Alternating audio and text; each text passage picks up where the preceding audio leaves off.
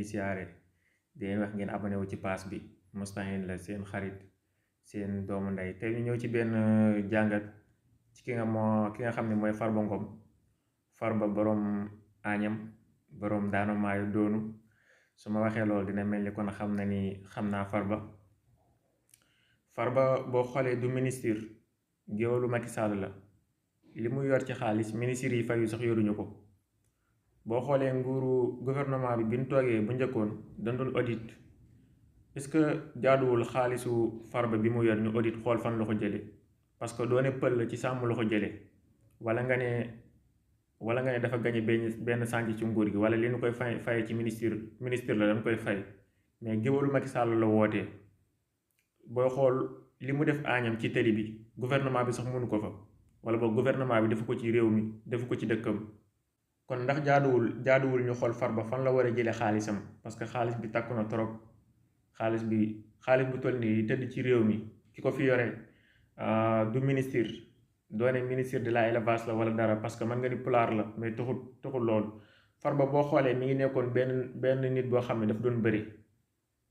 bëri dëkk bu ñu wax doonu ñu ko xam wala boog dëkk boobu man dem naa fa dëkk bu ñu wax doonu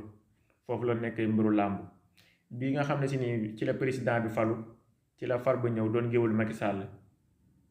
fan la jële xaalis bu nga xam ne si ni moom lay pasaree wala boog moom lañ ko sàccal xaalis bu toll noonu fan la Farba war a jële ndax yooyu wut tamit ñu audit ko wala audit bi dafa am fu mu féetee.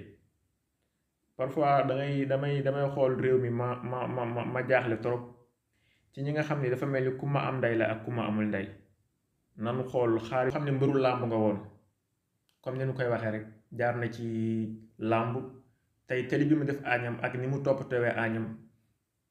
mën naa la wax lu bari ci loo xam ne si nii ñu ngi koy génne ci wàllu xaalis.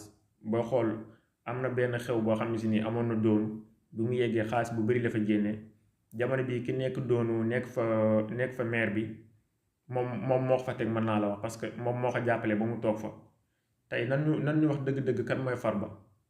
koo xam ne si nii xaalis bi nga yor ministre yi mënuñu ko am ñoom ñi nga xam ne ñi ngi liggéey ci gouvernement bi yow nga ne géwalu Macky Sall nga yor xaalis bu mel noonu yor xaalis bu toll noonu nan ñu leeral fan la ko jëlee loolu moo doon jàngat bi. réew mi tamit dafa mel ni que ni demee na boor torop ni ngeen continué wu abonné wu ci pass bi incha allah ku ci am ay leeral tamit nga xamal ñu ko parce que jaaxle nañ ci torop.